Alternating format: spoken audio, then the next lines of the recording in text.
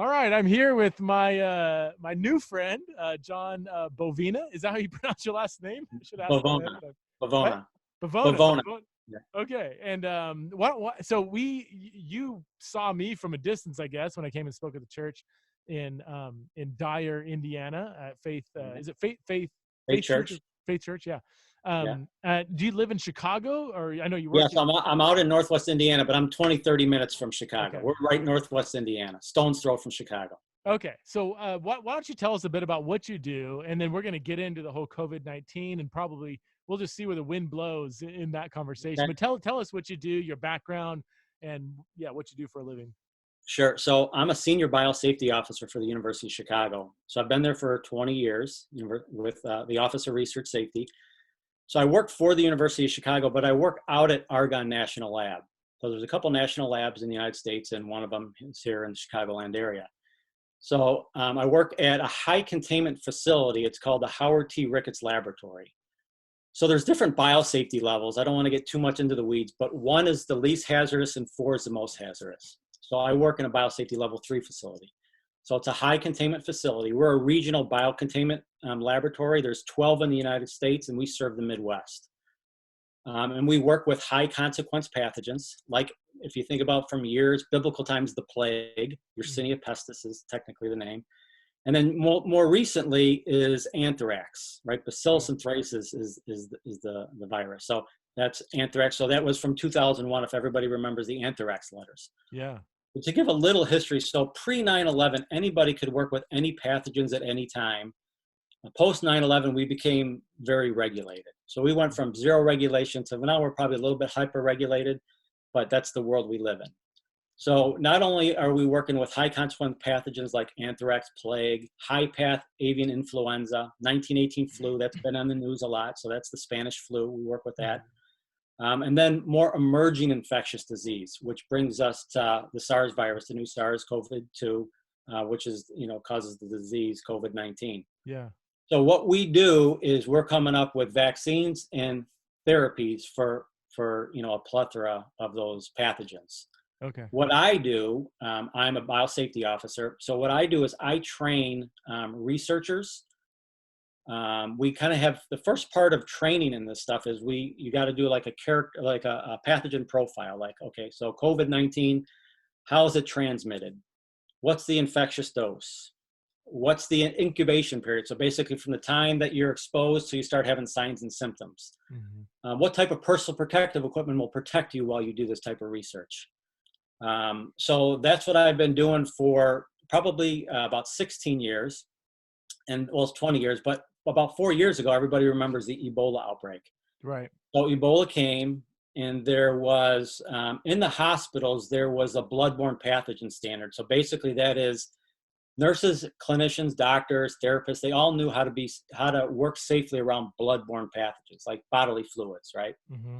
But nobody had experience in a clinical care environment, like a hospital room, how to navigate working with patients with emerging infectious diseases like Ebola. Right. So if you remember, down in Texas, there was a nurse that she was working with a patient and she contracted the disease. So nobody knew how to put the personal protective equipment on, how to take it off. But we are regulated. We're step by step how you put equipment on, how you take it off, how you work with it. So we do the whole entire risk assessment, really soup to nuts. Anything you do in a laboratory. So 2014, the National Institute of Health, they reached out to people that worked in high containment facilities that were day to day putting on equipment, taking off equipment. And we started teaching people around the United States, clinical care workers, emergency responders, how to deal with infectious agents. Okay. So I got the opportunity. We did the whole Washington, D.C. Fire Department, because that's a high risk area at DC. So we went out there and trained emergency responders, and we did a lot of the hospitals in the United States. So just a little background about me is that I kind of felt like this is a Christian program, so I can bring Christianity into this, right? Yeah, absolutely. But I felt like that was my first Joseph moment, where I was a small kid. I lost my dad when I was 10. So my mom, she raised me and my brother, or me, my brother, and my sister. We didn't have a lot. And here at the the apex of this, I was in front of the Chicago Public Health, IDPH, all these hospitals from around the Chicagoland area, and I was doing the training just because that's what had been my expertise for years. So that's really what I've been doing the last 20 years. And then obviously the last couple months, we're swimming in COVID-19 and all the research and protocols in the media and all that stuff. So I got a bunch of questions already. So that was just, I'm going to say for my audience that might not know a lot, and actually I'm asking for myself, can you define a few things? So let's start with pathogen. When you say pathogen, what does that mean? So I just mean an infectious agent, anything that can cause an infection. Like an example would be flu. Everybody knows it's a flu. Everybody knows a cold. So that's just a list of from a minor cold to something like Ebola, which would be, something that like has a 50% mortality rate. So anything that can cause infection. Ebola is that high, 50% mortality. Yeah, that's a 50% mortality rate. And that might come down a little bit, but during the pandemic in Africa, it was around 50%. And then you use the term emerging infectious diseases. Is that right? What would constitute? Right. Is that just like a new one, like COVID-19? That's right on. So that would be something like in the last couple of years, we've heard of MERS, Middle Eastern Respiratory Syndrome, or severe acute respiratory syndrome. Those are things that have never been on planet Earth, and then they pop up. And these regional biocontainment laboratories, because a lot of universities don't have the facilities to work with this.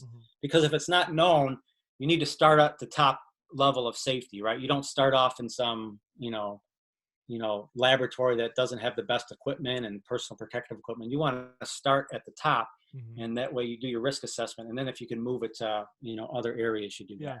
From my understanding, and if I speak out of ignorance, just feel free to jump in and correct me.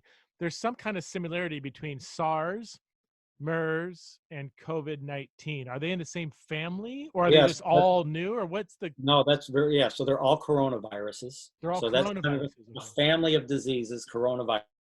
Okay. So coronaviruses have been around for years and years, but within the last, 10, 15 years, MERS popped up, SARS popped up. So this does have some similarities to SARS. That's why it's called SARS-CoV-2. But there are, because it's new, that's why I'm cautioning so many people based on one study or based on a past study. It's new, so we're gathering information so fast, so quick, but the nature is it's going to change a little bit, right? So we can take a lot of information from SARS, where we see like the epidemics, in different parts of the world, where you see, if you have like a bell curve, we can see about how long they last. So when we got this information, we've been tracking this for months, since last year, but the information that we were getting is probably from the start, it starts hitting your community. It's about a 3 or 4 month, stint based on that. Now this could change. This could be a little bit longer, depending on some factors that we'll probably get into a little bit, later. But so it's a family of coronaviruses, and that can be anywhere. The symptoms can be anywhere from just a minor cold to, to death, where people are really having, a lot of the people that have compromised immune systems, heart, lung, they're really struggling. So also, which is new with this one, and this is why this research is so important, is because in the beginning of this, there were many researchers throughout the world that said, I've been working with coronaviruses for 20 years, and I've never heard of asymptomatic transmission. Is that the big deal with this one? Because we've had these outbreaks. Like I just learned recently, SARS, MERS, Ebola, outbreaks of these kind of things are not unusual, and even ones that have killed more people. Is that what makes this one so unique, the asymptomatic? Like people could have it, spread it, and they don't even know it? Absolutely. So that's if there's different, triggers where it changes the game a little bit. Yeah. That's one of them. Okay. Is it being asymptomatic, meaning you can have no symptoms at all and you can transmit it. Okay. No cold, no cough, nothing. Because if you have the flu, you've got the flu, like you're throwing up, diarrhea. You feel horrible. Like nobody can have influenza and not have symptoms, right? Or it's very rare. I wouldn't say nobody, but it's abnormal to have the flu without symptoms. It's possible. Okay. Where this, you're tracking I'm seeing between 20%. And it really is trending a lot with younger people. If you see some of the NBA athletes and stuff like that, they're like, yeah, I have it. I tested positive. I don't have any symptoms. The risk there is that obviously you can be asymptomatic and see grandma and grandpa Right. and get it. And you said a percentage. There's a slight glitch in the internet. You said 20 to something percent or 20 to 50%, because it's new. Wow. Any numbers that I throw are at the best available at this time. So when I talk about, I'll talk about morbidity rate. So that's the rate of infection. Mm-hmm. Mortality rate is the death rate. So that's all fluid because we don't have a lot of information. Okay. Even patient information is very limited. Even so, you think, couple tens of thousands of patients compared to millions and millions for flu, right? So you got to be really patient with that. So. And I'm gonna try to, just so my audience knows, I'm gonna try to ask questions that I think are popping up in people's minds, because I hate it when I listen to a podcast or a YouTube video and like, oh, go there, and the guy doesn't go there. So so early on, people kind of compared it to the flu, and even now, like statistically, I didn't see. I mean, this whole COVID thing has opened up all kinds of pockets of knowledge that I wasn't even aware of. I didn't know that 50,000 people in America die from the flu every year. Is that in the ballpark? I mean, yeah, that's ballpark, 20 to 60. Yeah, if that's true, then what is it? Just the rate of how many people that have it per people that die? The morbidity rate is that why COVID-19 is so much worse? Because right now we're still at 20,000, 22,000. Which is a lot in a couple months. But I mean, it's I didn't realize that we've been living with this for years. I mean, the flu killing a good number of people. Right. Let me just give you the difference, because you're right. Many more people die of the flu right now. I mean, right now, I think if you look at like a weekly, snapshot, which is not a year, but weekly, COVID-19 is pretty high. 3 or 4, I've heard, between 3 and 10, of people are dying of that. But that's a really short sample size, right? Yeah. But the flu, remember with the flu is that we have a vaccine, which is not a perfect vaccine, but it really reduces your symptoms. We have herd immunity. So that means that people everywhere have some sort of immunity to the flu. With this, it's new. There is no immunity. Nobody has immunity, right? So when we talk about, there's a thing in research with public health we call the reproductive number. So the reproductive number is one person may give it to. So if you think about the normal flu is about 1 to 1.5. So one person will give it to about 1.5 people. Okay. With this, it's about 1 to 3.5. So that's a huge, huge game-changing difference. Mm-hmm. So, and why is that? Is it because it's transmitted through aerosols, or we're not sure? Sure? So that's debatable. Let's talk about that in a little bit. Okay. Yeah.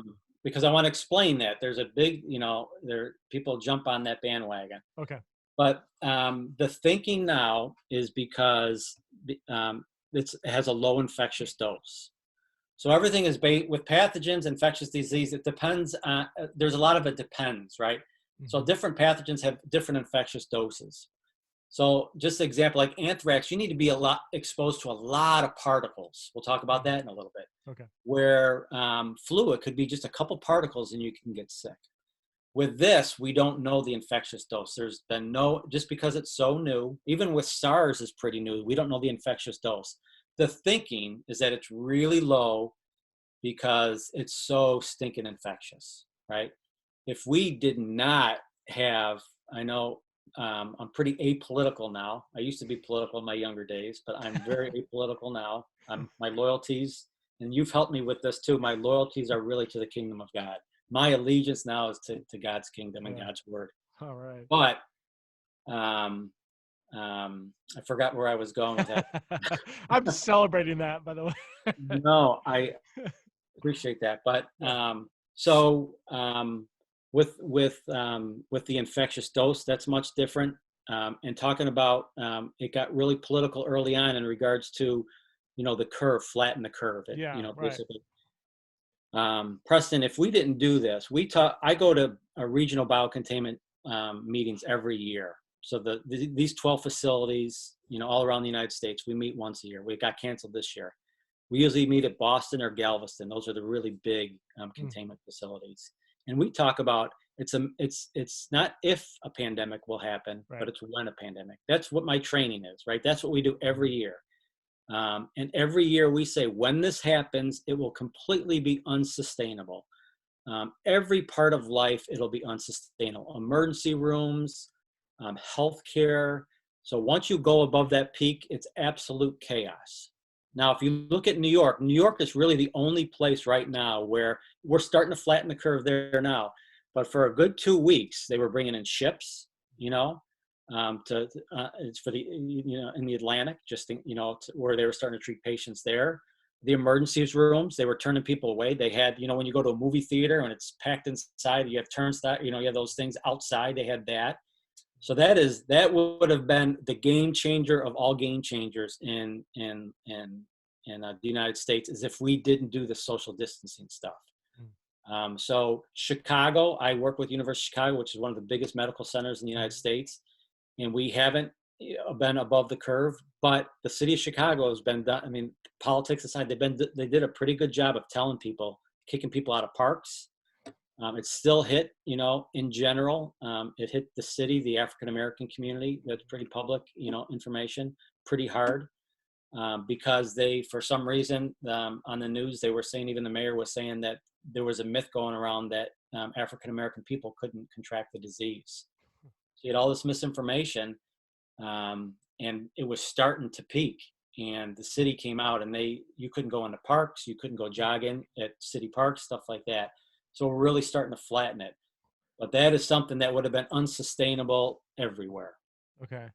So social distancing, I mean, I think most people are like, yes, we should be doing that now. Like you would agree? Is there any debate about that, or? No, not at all. Yeah, I think to me, basketball now, that's a slam dunk. And that just makes so much sense, because the main thinking is that it's droplet transmission. So I'm going to get into the weeds a little bit about droplets and aerosols. Yeah. So basically, when you have your secretions come out of your face, your nose, your eyes, so those are droplets, right? And the difference between a droplet and an aerosol is the size, right? So when I sneeze, my droplets, the particles, are big enough so they settle with gravity. So they go in the air, and then they settle, right? An aerosol is smaller. So you think of a droplet like a sneeze, right? You sneeze, you can kind of see 90% of the particles, and then they go down. An aerosol is smaller, really small. So it's like a smoke. So it goes with the ventilation system, right? So that's the studies that are going now. We know it's droplet transmission. So meaning that I can sneeze in your face and it gets in your mucous membranes, your mouth, your nose, your eyes, and you can get sick. Or I can sneeze and I can pick my nose and I can touch a door handle, and then you can touch that same door handle and stick it in your mouth, your nose, or eyes and get sick. So that's the slam dunk. I'm so creeped out, but keep going. So that's what we know for sure, right? Okay. What the conversation now is it aerosolized? So because that well, go ahead. Yeah, go ahead. So getting into the weeds a little bit about aerosolization now. So again, those are smaller particles. Just because you can find a particle, you're seeing a lot of studies by people that are asking the wrong question. The question the media is asking is it aerosolized? Yeah. That's not the right question. The question is, can an aerosolized particle infect someone? That's what people really want to know, right? Because it can be in the air, and we don't know the infectious dose. So with chemicals, we talk about, let me get this phrase right, dilution is the solution to pollution. Meaning as it dilutes, it becomes less hazardous, right? So the further I am away, so if I have COVID-19 and someone is 6 feet away and I sneeze, as it moves, it will exponentially, the infectious dose will exponentially go down, right? So I've seen things on social media that if you're running with someone and you sneeze and then it goes back, it's aerosolized. True. I've seen stuff in hospitals where they've measured certain areas where they've seen aerosol particles. They've measured aerosol particles in a hospital room. True. That doesn't mean it's infectious. right? Those are two different questions, and those are really two important distinctions that people need to understand. It just because it's aerosolized does not mean it's infectious. It means So, go ahead. And that has to do with the amount of particles that are aerosolized and how many particles it takes to be infected. Is it simply a quantity of particles, or does it have to do with the potency of the particles once they're aerosolized, or both? Both, yes. Okay. So that's why you're not going to see any public health that people that know what they're talking about that say it's aerosolized. You're going to see some studies from, you know, a good corporation that wants to get on the news and say, hey, we did some air samples and we saw some positive hits. Mm-hmm. But that really depends, because you can really pick and choose where you want to do sampling. You know, I saw one study where they went to a hospital room with 3 patients and they saw air samples. Well, you know, no crap, right? Of course you're going to get that there. Can I say crap on your podcast? Sorry. You could say more than that if you want. All right. But of course you're going to find it. So, but the study it's going to take a long time to figure that out, because you have to remember what we talked about earlier about the people that talked about asymptomatic, the people that did research for years. No, I've never seen it. And now it's between 20 and 50%. So they're going to have to do it in a laboratory. And one of the things that we call in research, we call proof of principle. So we can all do that with gravity, right? We can put stuff, take a pen and drop it, and we can prove that principle by doing it over and over again. And then we can be 95% confident that if I drop a pen, gravity's going to take it and it's going to fall. So the same is true with really any research that we do, is that we need to prove the principle over and over. It needs to be peer reviewed. So that's going to take time to confirm aerosol transmission, not aerosol, that it's aerosolized, but aerosol transmission. Aerosol. Okay. So real practically, my wife and I were trying to reduce the number of times we go to the grocery store, but we do go because we have to eat. So like maybe once a week, maybe once every week and a half, one of us will go out. And Idaho's among the more milder places. I think we had a 2% increase today, like 50 people have been tested positive. We're typically between a 2 to 10% increase every day. Sure. When I go to the grocery store and I walk by somebody, let's just assume they have COVID-19, and they're not sneezing all over me. If they did that, I'd probably renounce my nonviolence and hit them. Right. But I mean, they're just breathing, and say I'm a couple feet away, they have this virus.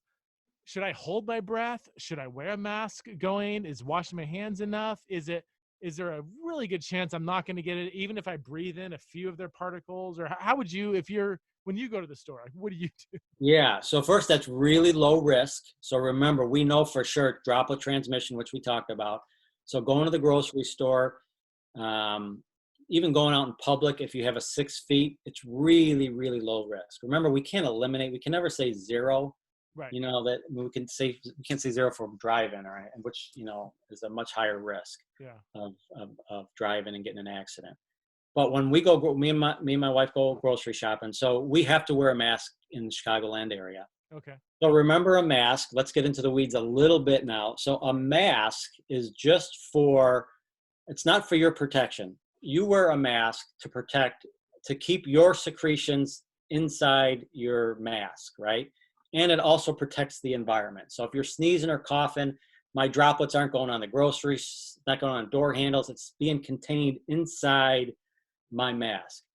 So we'll talk about a respirator in a second, but for a mask, what a mask does is it protects other people, the environment, and to a lesser degree, it can't prevent you from touching your face, right? I saw a guy on CNN. He was a pediatrician. And I love that all doctors can speak with expertise on this, being sarcastic there. Yeah. Kind of like, you know, I have a couple of brother-in-laws that build houses, and that would have like an electrician speaking on like the foundation, right? They're all in the medical field, but this pediatrician was telling that a mask does nothing for personal safety. And I wanted to do an experiment with him. I wanted to sneeze in his face with the mask on, and then I wanted to sneeze in his face without a mask, and I wanted to ask him which one reduced the risk, right? Because it does reduce your risk a little bit. It does, right? okay. It does, correct. But the main reason we wear masks, not respirators, the reason we wear masks is to protect the environment and protect other people. It does help you from touching your face because you have a barrier between your mucous membranes and your fingers, which could be potentially infectious. And then if someone were to sneeze right in your face, you know, it could still go in your eyes, but you do reduce your risk from somebody outside. I just don't know when's the last time I've seen somebody else just sneeze in my face in a store. Well, I guess I'm more concerned with, yeah, I'm walking around the store and I literally feel like I'm breathing in Yeah, just very low like risk. anthrax. Very, very, very low risk to inhale something just because of that dilution is the solution. So, Okay. you know, if someone were to cough and there were to be aerosol particles and you were a couple feet away, by the time it got into your breathing zone, you know, but by the time you breathe it in, it would be so diluted, and we don't know the infectious dose. And the body is the route of transmission when you inhale something is different than like your mucous membranes. And that's what we don't know yet. So that is TBD, to be determined. Because it's novel, we don't know how an aerosol, because we don't have, you know, we know droplet transmission. We can study that in a laboratory. We can do that in clinical care in a hospital. But aerosol, there's no numbers there. So down the road, and it's going to take time, they'll have to do animal studies. Some of the people might not like that, but that's really that knocks that. So we're not even sure if I'm passing someone in the store and we're 6 inches away and we're just breathing the same air for that 1 second. They have COVID. I actually breathe in some of their particles. Right. If they don't cough, touch my face, they didn't sneeze on me or cough. We're not even sure if even then I would actually get it, even though we did kind of. Yeah, what I do know, I'm not going to give you any kind of like blanket statement, but that would be very low risk. Okay. Not impossible, right? Yeah. So I don't want to get onto Dumb and Dumber. So you're telling me there's a chance, right? But no, it's very low risk. I'll just say that. So when I go into the store, I actually don't have a mask. I've got this painting mask that makes me look like Darth Vader. You know, I don't do that. Right. I in my hands, I hold these what are they called? The Lysol wipes, you know? Yeah. I hold a nice wet, sloppy, 99.99%, whatever alcohol based. Right. And anytime I grab something, even when I push the pin pad, I'm using that as a barrier. I do keep my distance. I don't wear a mask. I actually, actually have been holding my breath just like as I'm passing somebody. So would you say, man, I could get it? Yeah. Of course I could, but it's. Yeah, when I go grocery shopping, I don't wear gloves. Remember, your hand is a great barrier to disease. Unless you have a cut or a nick, you know, that prevents infectious disease with your hand. So when I go shopping, I do wear a mask because we have to. It's a general guideline, you know, so I do wear a mask. I don't wear gloves, but when I'm done shopping, I have hand sanitizer in my car, and I just sanitize my hands.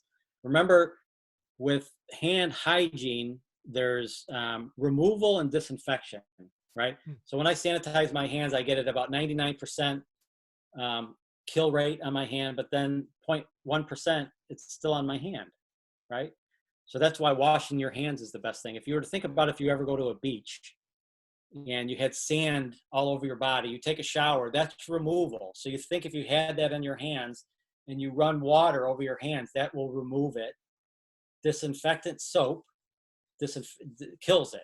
So that's why the best thing is to disinfect and remove.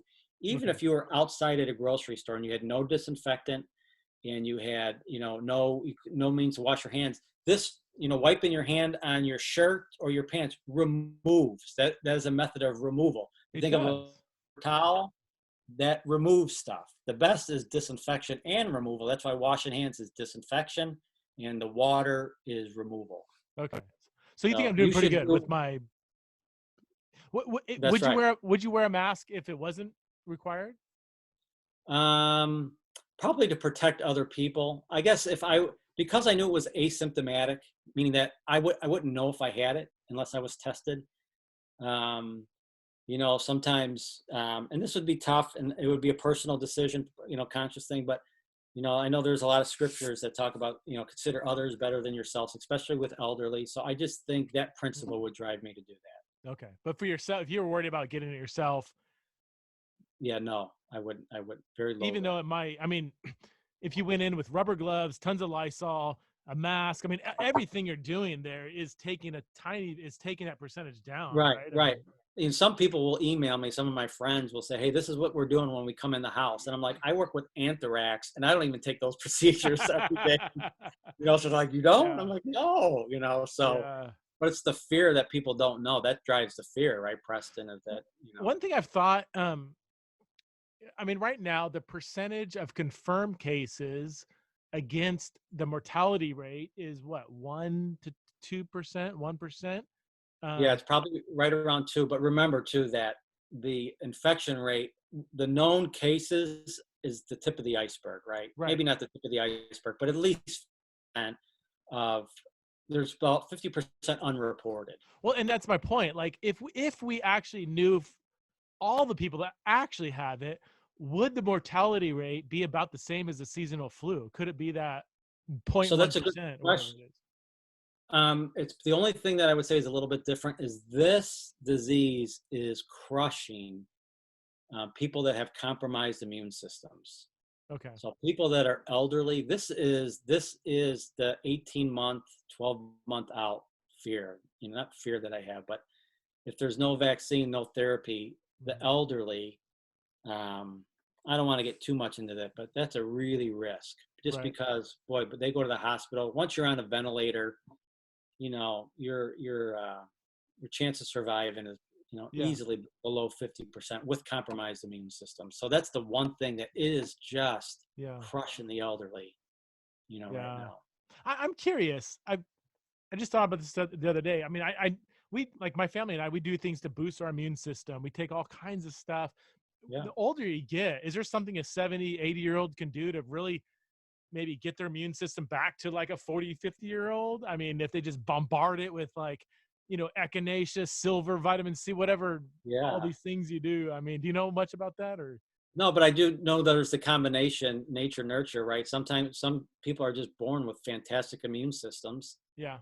Um, We'll really have to work at it. So I think it's a combination of keeping a healthy lifestyle. That's really important. Exercise and then vitamin supplements and vitamin D and stuff like that.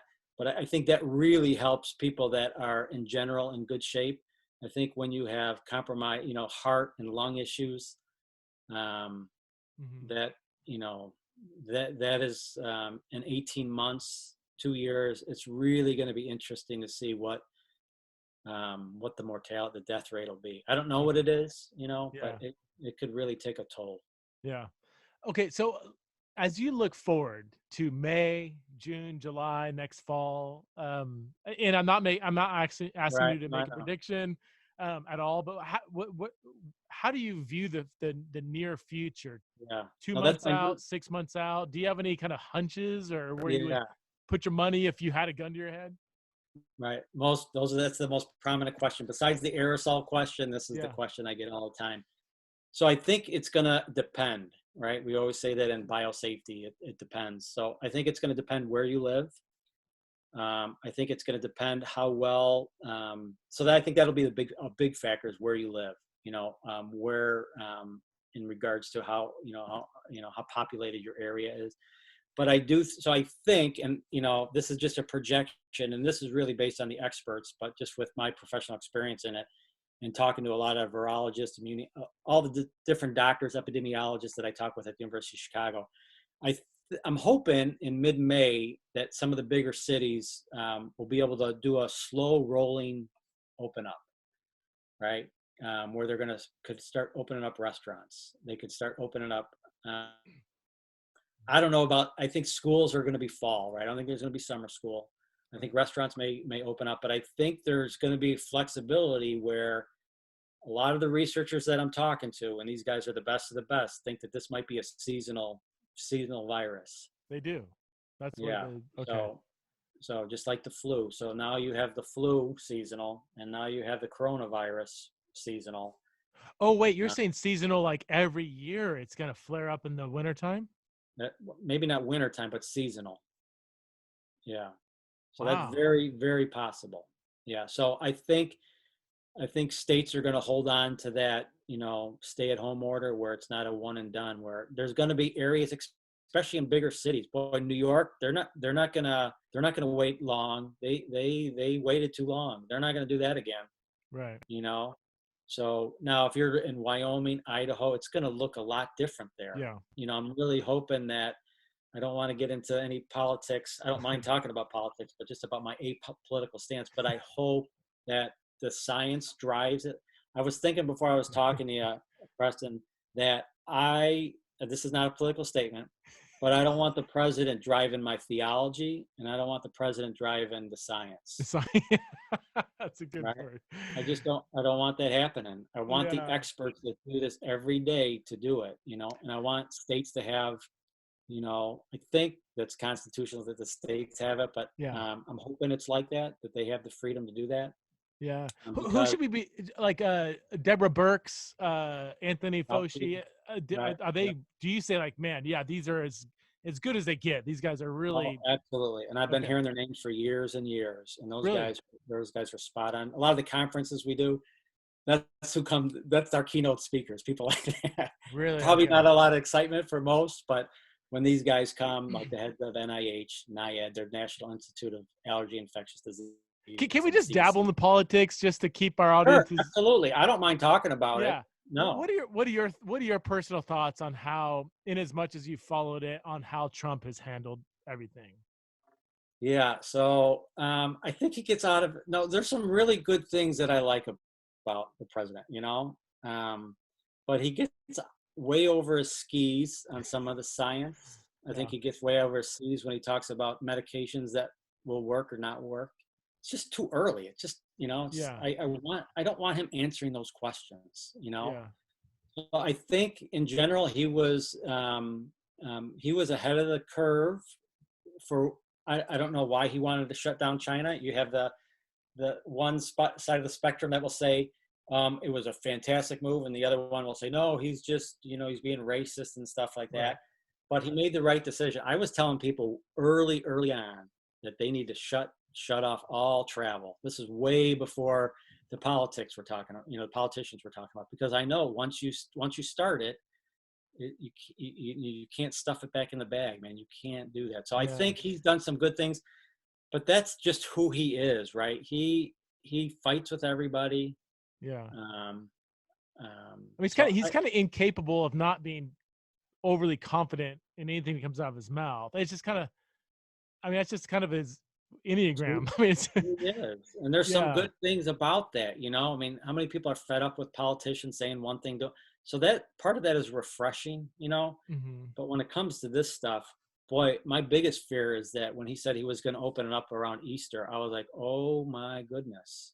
You said that that's not even possible. No, it's not even, okay. No way. So, so there's some things that I like, and just, historically with him, since he's been president, there's some things that I like, but I just don't want him driving this bus, man, because I think he's a politician, right? Left and right, their life is at stake, and there's an election coming up, and so I'm not naive to think that people aren't going to do stuff that will make or break their their policies. But I don't, from my vantage point, I don't follow politics enough, and I'm certainly not a scientist to even voice any kind of authoritative position, but he closed down China and Europe in like late January. And from what I know after the fact, I think even Fauci, is that how you say his name? Anthony Fauci? Yeah. I think even he was like in late January, like, it's not like kind of down. Like, I don't think Trump was the only one in the world that was like, not a big deal. Like if he closed down the economy in late January, he would have gotten crucified, I think. No matter what he did, he would have gotten crucified. So I don't. Absolutely. Maybe he waited too long, maybe not. But what about Italy? What about China? What about Iran? What about, like, everybody's trying to scramble to do the right thing, it seems like. So I don't know. We always say with this, darned if you do and damned if you don't. Totally, right? Yeah. And to get a little more, this is more coming out with the research, and even Dr. Burke said this. She's the lady that the information that we were getting from China up front was not on target. That's a whole nother thing. So you make decisions based on the best information that you have, right? Mm-hmm. So Dr. Burke was saying that she was in Africa and she heard that 50,000 people in China had COVID-19. So they're like, oh my gosh, how many people are in China? 1.5 billion? I don't Right. know. 50,000? That's nothing. Right. So why would they even think about closing anything? So now we Okay. see how infectious it is. They wouldn't let CDC in for months, you know. So, I Wow. mean, they're a closed society, they're a communist society. So, you know, there's probably some advantages to that, but there's a lot of disadvantages when you're a closed society. Yeah. And yeah, I And think when this is all said and done, you're going to people are so going to have what's the a deal whole with lot. China not having like any cases, hardly any cases in the last month? Is that just a blatant lie that everybody knows but is scared to say something about? Or I mean, either they're just killing it in how they're addressing this, or they're lying. Is there another option? I mean, I don't. No, I think those are the two options. Now, remember, because they're a closed society, they could shut everything down like that. Yeah. But I think that helped, but I don't think that they were transparent at all. I mean, now it's like, yeah, we had 50 cases yesterday. I'm like, really? 1.25 billion people? You had 50 cases? I Like, know. It doesn't, you know, I don't know if you ever remember talking to me when you were at Faith, but one of the things that I told you is I like the quote that you said where it says, wherever the scripture leads, that's where I go. yeah, You yeah, know, whatever my bias was. And I grew up in kind of a charismatic church. And so some of the theology that I look back, I'm like, wow, that didn't, you know, they didn't have the Bible as the foundation, right? Like you bounce it off. So my thing with this whole China thing is wherever the science goes, that's where I'm going to go. okay, And it's yeah. just not good science to say 50,000 cases and it's spread like it's a pandemic based on 50,000 cases. Those are self-contradicting statements. Okay, so I read this book called "The Deadliest Enemy" by some epidemiologist. Is that how you say it? Epidemiologist, yeah, yeah. Mark, I forgot his name. Fascinating. Published in 2017, and he was talking about exactly what you said, not if, but when. And he even said it's Right, probably going to be a coronavirus. It's probably going to come from China. It's going to spread like wildfire. And he even has this whole section where he's like giving a fictitious scenario of what's going to happen. It's almost like right, he's quoting almost word right, for word, like what politicians are doing, this, that. I was like, yeah, this is eerie. And he, right, in that book, he talked about the combination of um, density of population, um, even moving into areas where these diseases exist, jungles or whatever, and we're kind of stirring it up, or even, you know, I know bats and other kind of different creatures are kind of carriers for these kind of things right, and as animals and people become more intertwined. He says that he was basically saying it's just we're going to keep encountering viral right. pandemics. I mean, this is like maybe even above climate change. Like this is kind of the thing we should be really concerned Yeah, about. Would you no, totally resonate yeah. with a lot of that, or? Absolutely. I mean, wet markets is like the perfect storm where you have just, you know, for people that know wet markets, it's just, you know, we have butchers, we get our meats at the, you know, supermarket. There's some places in China where, in Wuhan specifically, where they just skin animals alive and they hang them up and you look at it like you have a piece of fruit, you put it back and the next person does the same thing. And so, yeah, I mean, you're increasing your risk big time for pandemics, especially in a populated area like China. You know, yeah, those are not the best of both worlds. That's for sure. So what's the what do we how do we prevent another one of these things from happening? Is that possible? I mean, Yeah, I think so. I think what will happen next time is, especially if it depends where it comes from. So if it's an area, you know, Europe, people that have, you know, open societies where people are upfront with what's going on, I think you'll get better information. But I think if anything ever happens from, you know, just in general, you know, communist countries, people are going to shut it down really quick. They're not going to take um, their word for it just because they have their own to protect. So I okay. think that'll be different. No matter where it's at, I think people will shut down stuff really fast to protect their countries. What are your thoughts on when will we start going back to church, or maybe more generally? And this is really pertinent to me as someone Yeah, who makes a living off of speaking at large gatherings. yeah. Will we be gathering in large settings? NFL, you know, Major League Baseball, Yeah, church gatherings. What are your thoughts on that? When's that going to happen next? Not until we have a vaccine, or? yeah. So that's a really good question because I go to a large church. You know, they Mhm. have 3 different services of at least 500 or more. So I think that this year we're done with, I don't think you're ever going to, this calendar year, I'd be shocked if in late fall we had concerts, you know, Really? football games, for sure the summer, you know, maybe, you know, because without a vaccine, you get in those gatherings, press, and it just, you know, think about 60,000 people and that infection rate of 1 to 3.5. I mean, that's like, those numbers are worth, it's like a hockey stick, exponential growth overnight, right? So I don't know. That's a good question. I do think they're going to roll it out. So I think if you remember when they shut it down, it was 250, 100, Yeah. and 10. So I even told our pastor, I said, I don't know, you know, when they're going to open up to 250 or more, and we have above the 250. So I said, just start thinking about that. That's not my call, and that's not my expertise, but I know, you know, with the bigger groups that you get together, it can exponentially, that growth can go up exponentially. So What if they had, what are those masks? Is it N95? yeah, so N95s are respirators, right? So Oh, those people can't even find those. You know, I work in a high containment lab and we can't order them. oh God. So N95s, I'll get into the weeds a little bit. So N means that it's not for oil, right? The 95 means that it's 95% efficient at filtering particles that are, I'm going to get into the weeds, that are 0.3 size in microns.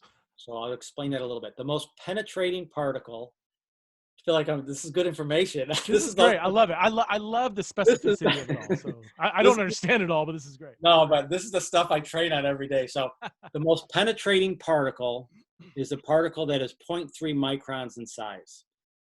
So if you think there's a million, for every meter, there's a million microns, right? So the most penetrating particle is the one that's 0.3 in size. There's a whole science to it, but I won't get into the weeds. So an N95 is 95% efficient at capturing a 0.3 size particle.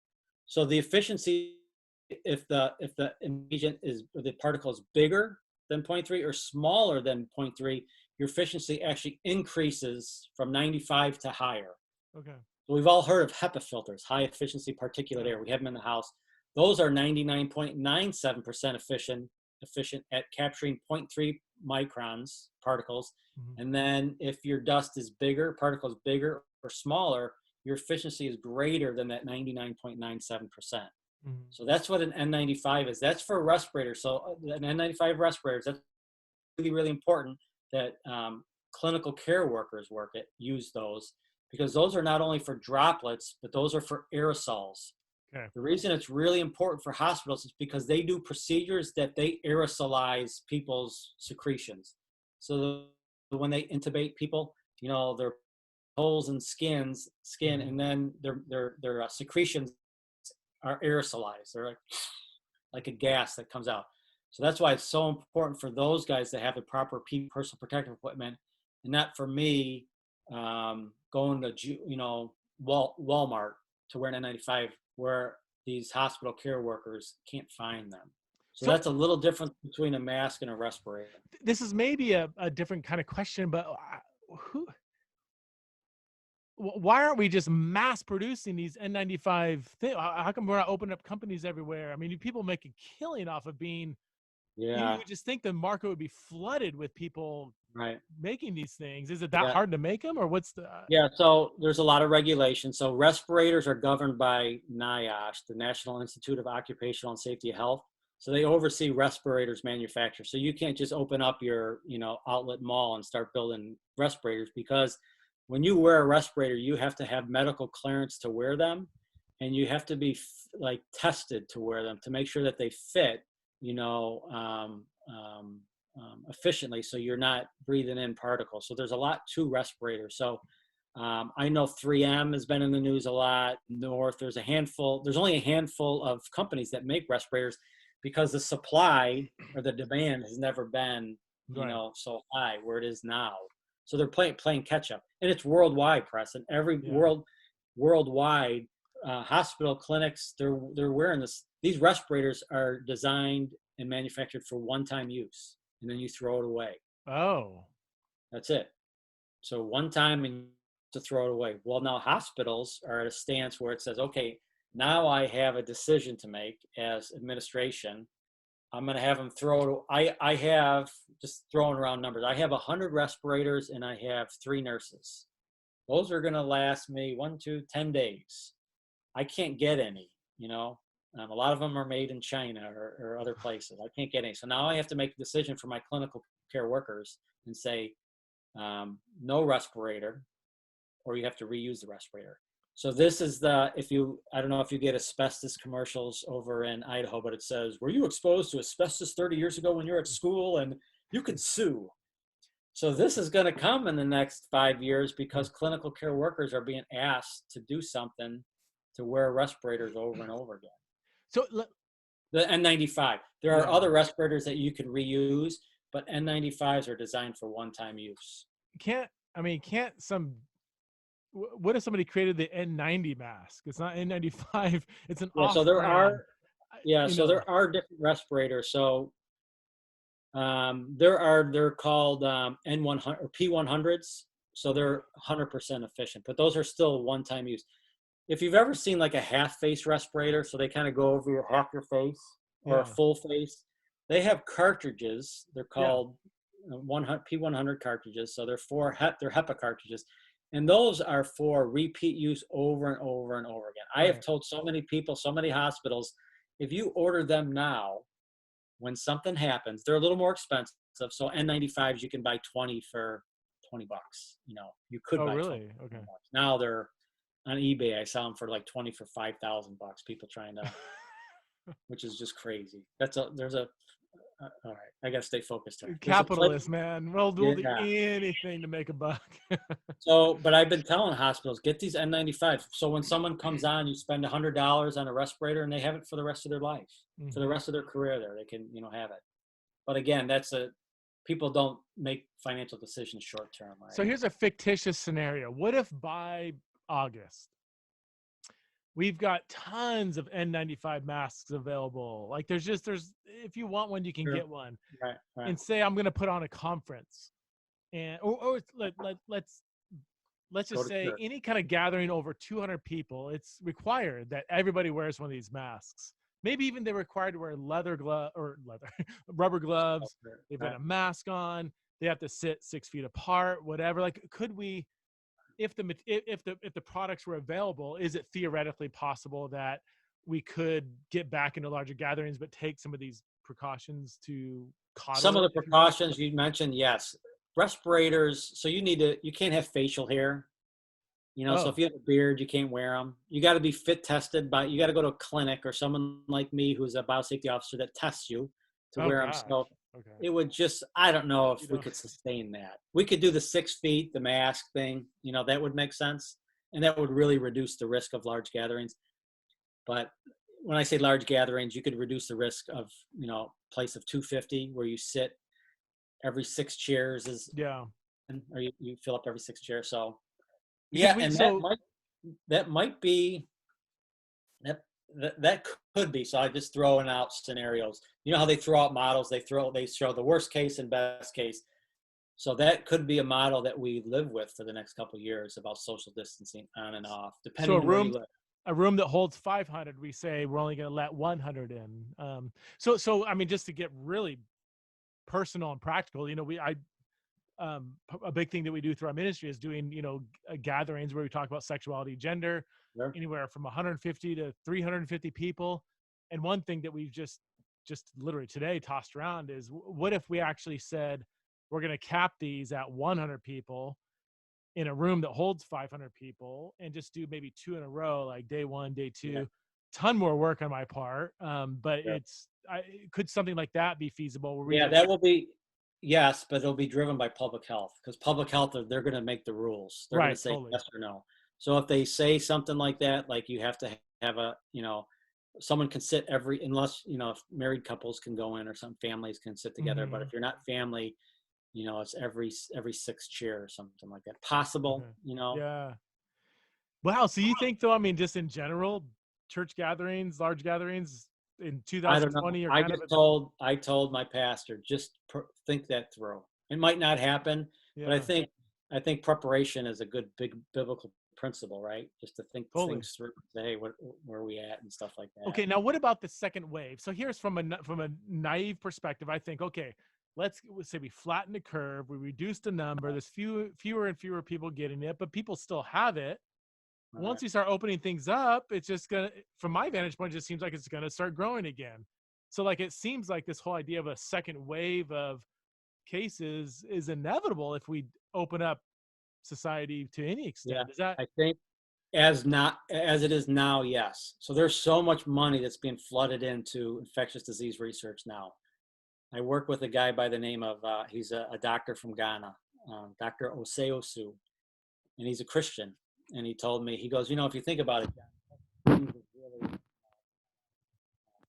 a white man's disease from a European disease. I said, well, what do you mean by that? He goes, well, if you think about, a black man's disease, he said, from poor countries, because if in general, the white man's disease is cancer, and there's so much money, and there should be, we all are affected by cancer, and there should be so much money for that, right? But in general, infectious diseases is our third world, Africa, Asia, and there's never been funding. Republicans, Democrats, they don't fund it. Now we have so much funding, because it's in our backyard. But it was a really good point, and it was a perspective from someone that didn't grow up in the States and saw how much money goes to cancer research, as opposed to where he grew up, where people died from infectious diseases every day, and there was no money. Wow. So, but to get back to your point, I think that what's going to be different, hopefully the next time, is that we'll have therapies or a vaccine, to mitigate a lot of this exposure. Can I can I ask a really controversial question, just because I dabbled in it in one of my recent podcasts? What are your thoughts on vaccines? Yeah, it's not controversial to me, and I am that's what I do. So let the bias be known that I work in with vaccines, and I have seen. I mean, if you think about measles, mumps, rubella, chickenpox, smallpox, these things that have been eradicated from the United States and the world, have saved millions and millions of lives. So to me, it's a no-brainer for vaccine research. When you talk about risk reward, the risk of taking a vaccine, the numbers of people that have issues with vaccines are so low that if people lived their life with that risk, they'd never drive, they'd never go out in the storm, they would never eat fat, they would never drink a beer, they would never do any of that stuff. So if you're talking from a scientific risk-based information, vaccines are fantastic. The only caveat here is where people, in my opinion, they have a little information, is the flu vaccine. We don't have a universal flu vaccine, right? So we don't have a vaccine that works because people still get sick. So that is, I see that argument, not for safety, but for how effective it works, right? And they use the flu as an example of these don't even work that well. They don't even work, right? Or I knew a brother's sister's mother who infected or vaccinated their kids, and now they have some disease. And if you do the genetic testing, they'll tell you, no, it wasn't from the vaccine, it was from this or that. I mean, science, technology is so good now where you can pinpoint 99%, not 100%, but you can pinpoint where diseases come from and how they entered and stuff like that. So what is the best, if there is a best, in your opinion, the anti-vaccine argument? Because so I addressed this question on a podcast, and I got a flood of people on both sides just shooting me stuff because I haven't done a lot of research on it. What is the best anti-vaccine argument, or do you think there just isn't one? Or why are so many people anti-vaccine? I don't know. I mean, Preston, we live in a world where, so if you think about an older generation, basically everything they got on the news was good information, right? So if you grew up in the 50s, 60s, you saw the news and it was good information, right? There was 3 sources. A lot of that stuff was vetted, peer reviewed. Hey, let's take it to the news and let's send it out. Now Nothing is peer reviewed. Not, I mean, on the news, it's not. They run with stories where it's garbage. National stuff is garbage. It's so political now. Everybody's got an agenda. The truth doesn't matter anymore. And now we have now you add social media, which I've seen so much information on social media just in regards to COVID-19 that is garbage and is wrong, but it's passed on as truth. So to me, the anti-vax starts. So let me talk. I was listening to a behavior scientist talk, and he was talking about that when we get noise in our life, right? And we're promised noise in this life, right? That's a promise, that one of the promises that we don't love from God. Like, in this life, we're going to have trouble. So when there's noise come, if you have bad information, so I want you to kind of look at this, and the audience to look at this from a spiritual perspective, but also from a practical perspective. You have noise in your life, a disease, death, whatever the case may be. If we don't have, it's important to get good information. So from a spiritual perspective, that's the Word of God and people that know how to teach it right. Mm-hmm. From a worldview, it's getting like science, getting peer-reviewed information, getting news that's from trusted sources, right? Mm-hmm. So if you have bad information, and then you add either control or lack of control. So from a biblical perspective, we know there's certain things that we can control in our lives. There's some things that we can't, but there's a lot of things that we can really do to, help, from whether it's practical grocery shopping or, just practical spiritual stuff. So if we have bad information, so we have fear and panic, or if we have fear, noise in our life, we get good information and we prepare. What that does is it reduces fear in us. It reduces panic in us. And it reduces, we call it overbehaving, where you actually increase your risk as a Christian. It can increase your risk to other people. Great example is toilet paper runs. What doesn't make sense? People are buying so much toilet paper that you can't go to the store to get toilet paper. Yeah. So that's a silly example. But if you think about stuff that people really need, medicine, food, you overbehave because you get bad information. It makes no sense.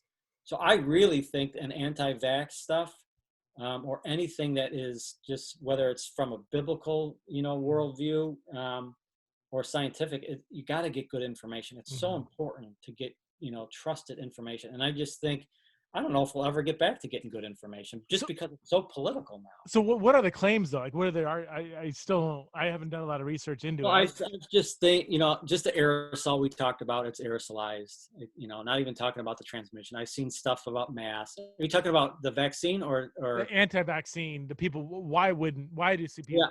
Why are people? Yeah, I think the anti-vax is that it doesn't work, or it causes autism, or causes some sort of, disease in my kid. I think those are the two big things, And you're saying there's no evidence for that, or at least the risks are so minor that it's.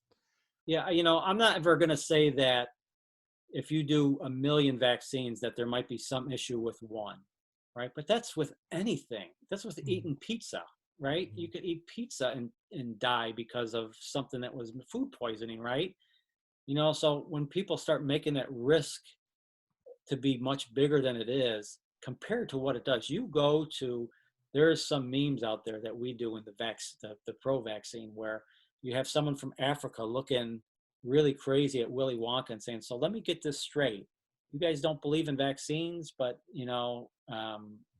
where all those people are dying there, right? They're like, so just a disconnect from third world countries where they're dying every day because they don't have measles, mumps, rubella. They don't have these basic things that our kids get. We don't even think of it. So I'm 49, and I want to think about, I can't think of the disease that in the 70s people had, but I forgot what it was. I don't want to get into a tangent, but I remember kids had this. And then a vaccine came out probably in the 60s and 70s, and it's eradicated, basically. Polio. I remember going to school in the early 70s, and I had a friend whose sister had polio. Do you know anybody that has polio? Maybe a handful. And it was rampant, right? And that's because of good vaccines. I just, So what if someone said, well, why do I need to vaccinate my kids against polio since it's already been done away with? Yeah, so the same thing is true with measles, but you're seeing it start come back, and a lot of times, not all the times, but a lot of times it's from the anti-vaxxers, where you're starting to see little outbreaks in certain areas, and it's kids that didn't get measles, Hmm. or vaccinations. So it's possible, right? But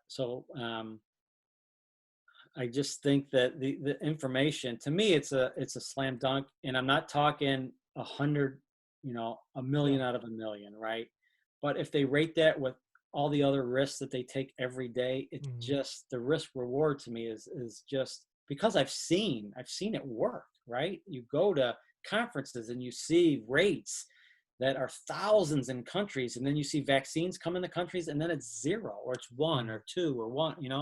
So you see the data, and you got to be driven by data with these arguments. Do you think polio, TB, measles, mumps, rubella, sorry, Right, right. um, are they making a comeback because people aren't vaccinated? Are they Um, starting to creep back in? I haven't done too much research, but I know there's been studies of measles coming back.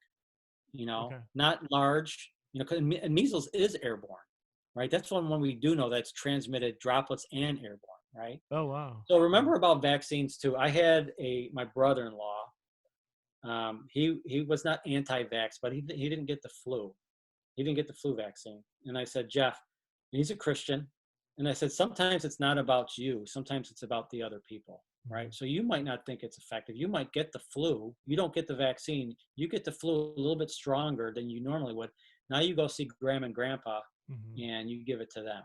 So again, that's a Christian principle too, to consider Yeah. others better than yourself. So that's another argument, I think, from a Christian perspective, and it's personal, too. So I get that, and I don't want to take anybody's conscience, but I just think that there's so much information about how it can not only reduce your risk, but other Mhm. people's, people that we love or people that we don't.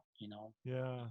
So Well, John, I've taken you over an hour, and we've had so much to chew on. This has been I so do, but hold on, you beneficial. can't. I have one question for you. I need a Yeah, theologian for this. So before we end, can I ask you this question? absolutely. Anything. Okay, so I see everybody's Facebook post is COVID-19 is less than Psalm 91, right? Oh That's God. that God will protect you from the plague, and he'll keep your tent. And there was a pastor in Virginia that met, right? And he Yeah. quoted Psalm 91, and he said, God's bigger than this. He died, Yeah. right? Um, Hmm. so people in churches have done that and died. So where is that? So I'm not a theologian like yourself, Yeah. but where is that? I mean, is that just like a statement of? It can't be a statement of fact, right? It's not an absolute promise. Psalm 91. I've had people quote Psalm 91 to me. What's interesting is they don't seem to be aware of Psalm 88, which Psalm 88 is the one psalm that um, just talks about nothing but like, God, where are you? There's these trials happening. I'm being persecuted unjustly. You don't seem to be present. The end. Like there is no, unlike Yeah, most psalms, it doesn't even end on a promise of hope. So you have right, the spectrum within the Psalter of these kind of seemingly absolute promises. You will protect me. If we love you, you'll come through, right. to psalms of despair like Psalm 88.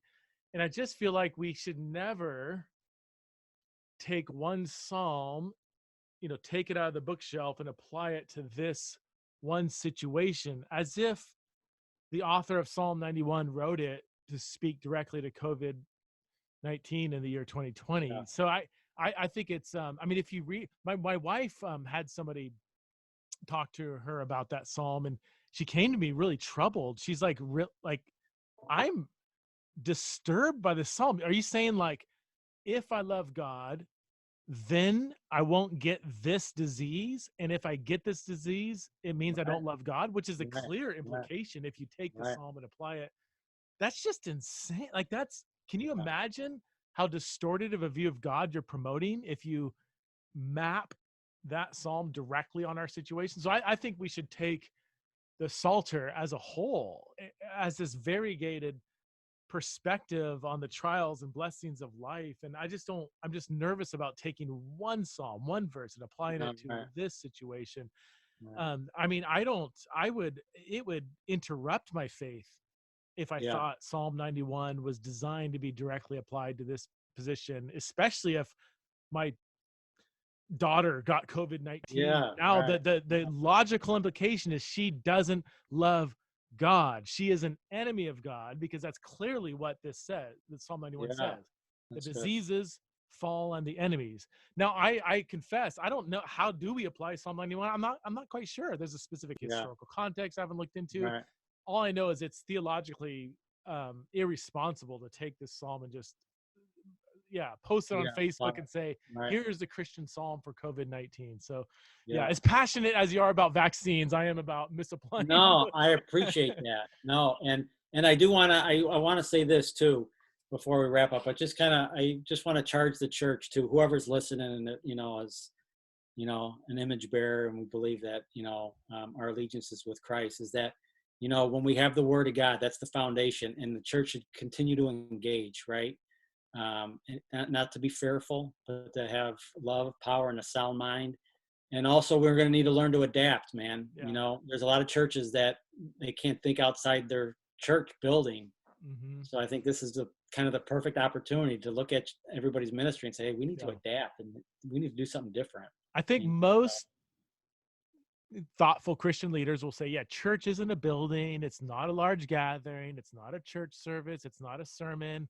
I think that proclamation is being tested right now. Do we actually believe that it costs nothing to break bread and be the church? It costs nothing to disciple people. Large gatherings have their place. I engage in large gatherings all the time, but you can be a faithful, passionate, world-changing disciple of Jesus without attending a large gathering. Do we actually believe that? I think that's going to be tested in 2020. Can we apply that?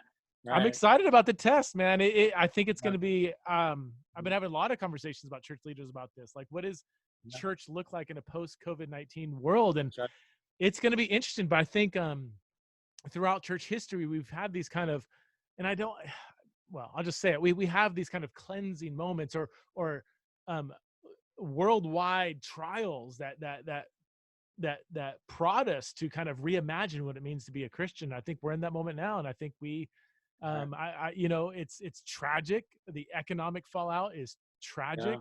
The deaths obviously are tragic. So in no way do I celebrate that. But there are really interesting possibilities on the other side of this, and I hope that we can latch on to.